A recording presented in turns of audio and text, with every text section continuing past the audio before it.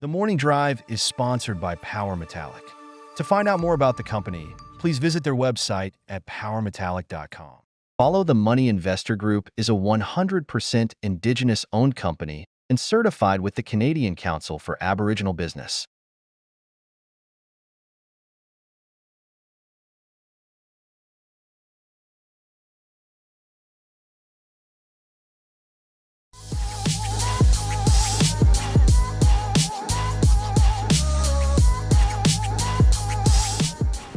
Keith Henderson. Yeah. How Good are to see you? you again. Yeah. Great. I just picked you up on the cobblestone roundabout, which I think you're very familiar with. I am, yeah. I'm happy to be here. Last time you picked me up in Vancouver, it was raining pretty hard, so. It was. I believe that was last January. Yeah, I think so. Okay, so we're at the New Orleans conference, and we've already given our community sort of an insight into you as a person and your professional career. So Yeah. we're going to cover the last 3 news releases. Yeah, they come right. thick and fast. Can you remember in order of which they came? Yes. Okay. Spinco was the first one. Which is very positive for shareholders. You want to cover that one? I think so, yeah. I don't see how it could be negative. It's free participation. I guess people might wonder why we're doing such a thing and why now and what the reasoning behind all that. So it's fundamentally a function of opportunities coming our way. We look at a lot of projects. We look at projects that are staking opportunities. We look at projects that are brought to us by underlying owners. Mm-hmm. And some of those types of projects are just not quite suitable for what we're doing here as a prospect generator. We've been very, very strict with our model from the very beginning. We're not going to drill. We're not diluting the shareholders. So you can imagine that if somebody brings you a project that's got, I don't know, 500,000, 1 million ounces attached to it in terms of resources, or is just ready for a whole bunch of drilling, like all of these scenarios, It's dilutive. it's very dilutive. And if we have to raise money to go and acquire a project, it's going to be a massively diluting event. And so that really set us to thinking, well, how can we actually get our shareholders to have exposure to these types of opportunities in addition to what we already bring them? And keep your existing model. Yeah, so we're very lucky. Like, we've got to the stage with Latin Metals where I don't like to be too definitively saying this, but it does look like we may never have to go back to market. We've got money coming in from partners. We've got sources of non-dilutive funds. Some of those non-dilutive funds, maybe they're a little bit dilutive because we're talking about warrants and options, but at least those are dilution events that are sitting on the cap table right now, and all of our options and warrants are in the money. So we expect money to come from that. Yeah. So as our treasury builds, maybe we don't have to go back to market at all. Yeah. But for the Spinco, of course it'll have to go back to market. It'll run as a typical Explorer Co. It'll be going to market regularly to pay for drilling and to pay for the acquisitions that we hope to be able to make. But for the Latin Metal shareholders, they get to participate in that initially with what's essentially free to them, which is a starting position in the company. If they want to continue to maintain that position within the Spinco, sure, be my guest. And if you prefer to be passive and just take what came to you for nothing, that's also fine. There'll be other people that want to finance it, and it'll run. That's right. So, yep. When does that close, actually? Not absolutely specific, but it looks like around the beginning of February is about the fastest that we can do that. It's quite an involved process, actually. I was a bit surprised by how much there is to do. We've information circulars to do. We've got shareholder meetings. We've got to get court approval, and once the Spinco happens, we've got to get it listed as well. So we're working closely with the TSX and some of those details. But yeah, it's just process. But yeah, we put a record date in there of around January 9th. Okay. So that means that anybody hearing about it today, if they want to become a Latin Metal shareholder in the interim period, or to increase their position, or indeed decrease their position, they've got time to do that before the Spinco actually happens. Okay. And in addition to that, they can continue to participate if there's interest. Go for it. The second news release. After that one, you want to... Now the good stuff. Yeah. So we got you'll have heard me talking about our partnership with Anglo Gold Ashanti on Organuyo, which is one of our flagship projects. We really like the project. Anglo Gold geologists also really like the project. They've been happily telling me for 2 years that this is one of their number one, if not their number one, grassroots project in the world. And they were very excited about drilling it. In fact, we went so far as to put a news release on September 29th because Anglo Gold said, yep, we're about to start. So we went, okay, time for the news release. They vetted that news release, we put it out. Right. And a few weeks later, they pick up the phone and they said, yeah, we're terminating. I go, okay, well, it's a little surprising. So after Like I a got head back up, scratcher. I got back up off the floor and thought, oh, what are we going to do now? And I must say, like, that initially seemed like a disaster to me. I was so Where were you when you got distraught. that I was at home. news? It was a 5:30 in the morning phone call, funny enough. Really? Were you just already because up? of time differences and stuff. Yeah. I got up. Because you're up 5. early. Yeah, probably. yeah. So, yeah. Morning coffee? Yeah, exactly. So nearly spat it out. But you know, it's a pretty well-known thing in the world, that, certainly in Argentina and to some extent internationally, that these guys are exiting Argentina. Okay. We weren't able to say that in our news release, but I think people get the idea, and that's fundamentally the reason why they're actually walking. So It's a certainly macro not thing. project related. Yeah, it's not a specific thing to you. No, they love the project. Like the geologists love the project. They would love to have an opportunity to drill it, and it's just a corporate decision.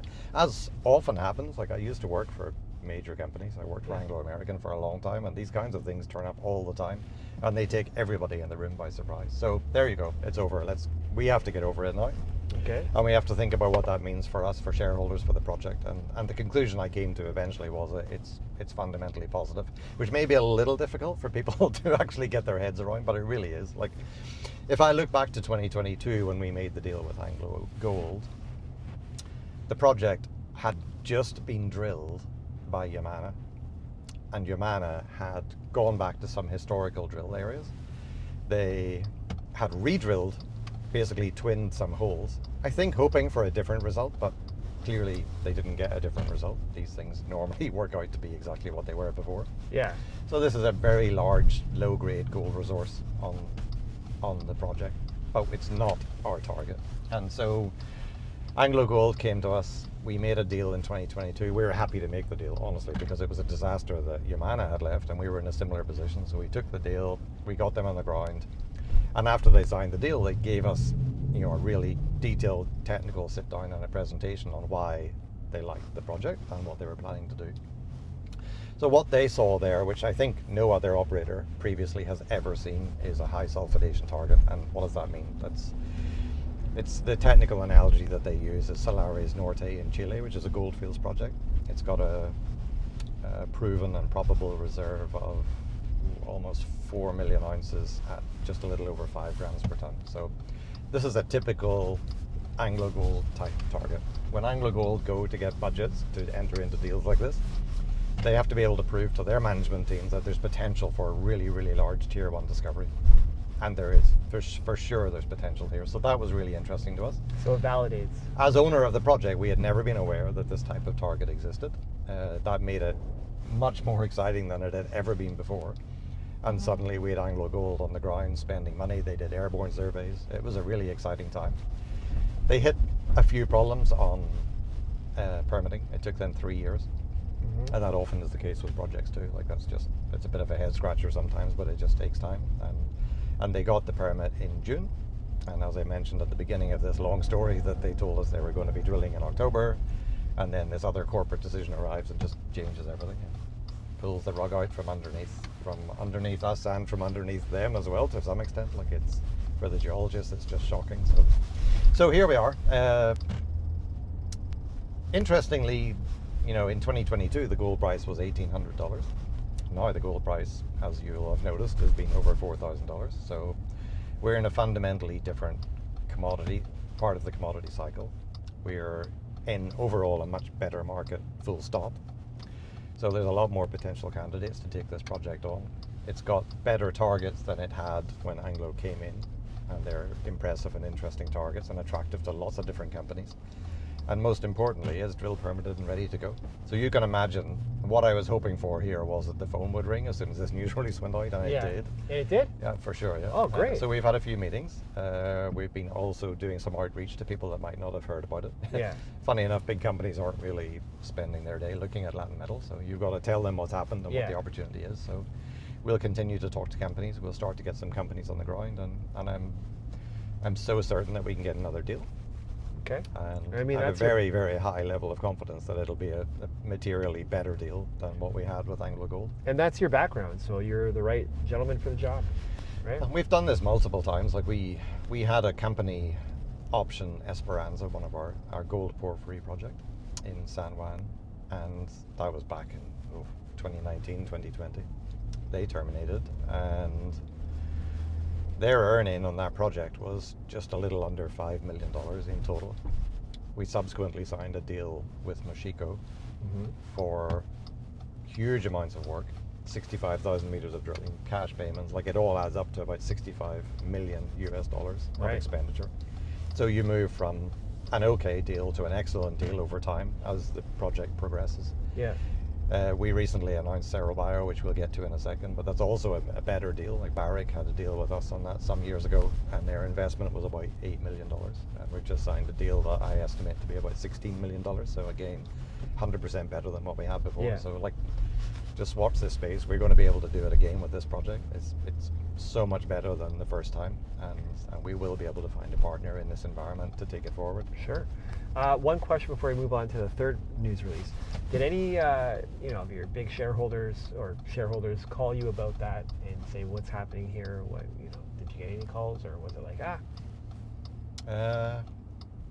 Not a ton, no. Not that I can think of. I had a few shareholders certainly gave me a call, but nothing. Like people generally get it, right? Yeah. Like, in conjunction with, like, that news release was on Thursday last week, I believe. We had warrants at 20 cents that were expiring on Friday. So waking up on Friday morning, I was expecting approximately 0 of those warrants to come in. Yeah. And we ended up bringing in $1.1 million on Friday. And the kind of conversations I had with shareholders were, well, we're invested in this because we believe in what you're doing, Keith. That was good news. Yeah. We are here for the long run. We're not here for a blip like this or what's happening today. We're Sure. here because over the course of a few years, we expect this to go somewhere. And fundamentally, it's better for us to take these warrants. Like they said, we might be able to get the same stock for a cent less in the market today. But whatever. But we're going to pay broker fees, and it's better for the money to go to the company. Yeah. And that's the same reason that I exercise warrants as well. Those Put are money good in the shareholders. company and- Yeah. So it was really, really gratifying. There was a whole range of other people. We got about half of the warrants in. The other half didn't do it. So clearly 50% of the people felt differently to that. But that's fine. I've got good shareholders. I've got people who believe in what we're doing. And that was a really good outcome for me. Yeah. Okay, so turning the page now to the third release, the most recent release. You want to cover that one? Yeah, this is one of my favorite projects, and it's never been drilled. It's Cerro Bio. It's in Santa Cruz province. This one was previously with Barrick, and this is another kind of sort of a corporate story in terms of termination. So Barrick did a couple of years' work. They spent, I can't remember exactly. I think it was about 2.6 million. They did great work. They did beautiful mapping. All these big companies, they come with a really good technical team. So Sure. they mapped it. They did alteration. They did a whole bunch of geophysics. And then they terminated, and I think it was one of those days, I'm like, what? This doesn't make sense. Because I knew they didn't have a permit, but I knew that they'd started the process, so it was kind of like, well, really? But, there's always a reason, and the reason in this case was that Mark Bristow, as CEO at the time, not anymore, but he had basically said, we've got too many exploration projects in South America. Let's get it down to the best 10. And they pulled all their geos together in all of those South American countries, and they picked the best 10 the best 10 projects. And this one hadn't been drilled yet, and it didn't have a resource. There was not a chance in hell that it was going to be one of the best projects. So clearly it was being terminated, and that's what happened. But now we've signed a deal with Dora. Dora are not a major mining company, and in fact they're quite a small company. They've got interesting projects in Peru. I'm actually a shareholder independently of this transaction. Okay. And I have a really good relationship with Mark Sumner, who's the president of that company and one of the founders. If they had a weakness as a company, I would say that they needed to up their technical department a little bit. They needed somebody a little bit special to take these projects forward. And during building a relationship with Mark over the last month, I put him in touch with a fellow called Stuart Mills. Stuart has worked with me in the past, both in Anglo American and subsequently in other companies. He's also worked with the Lundin Group. He's had some very, very big successes, very big discoveries around the world. He's a really exceptional geologist. he retired recently, but I think maybe he was just wanting some work to do, because retirement can be a tough call after you've been busy your whole life. Sure.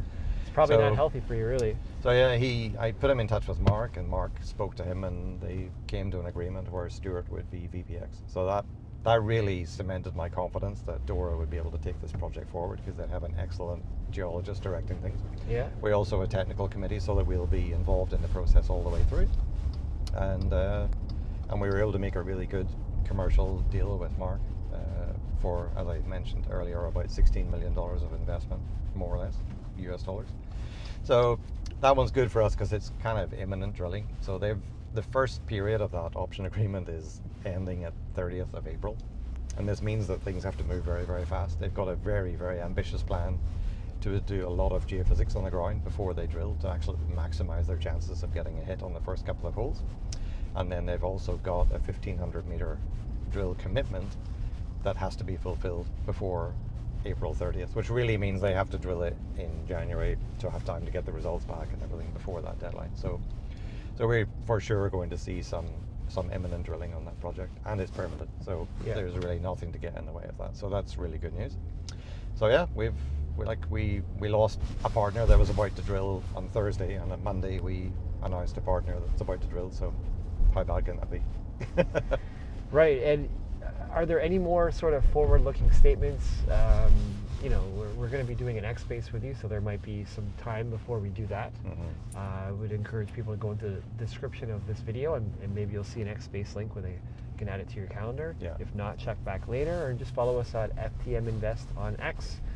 But yeah, what else would you say is you're kind of working towards right now? And then if you want to talk about the macros of the market, you can end it there.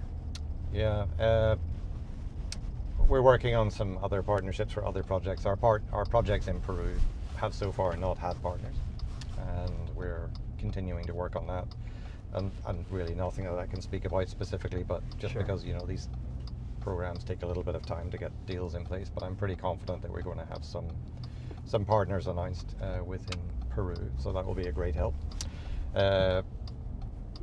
It's interesting to think about the Spinco as well and what that's going to do. Like we've got some pretty solid leads on things that we'd like to put into that Spinco after it becomes a public vehicle. So we'll be continuing to work on that as well.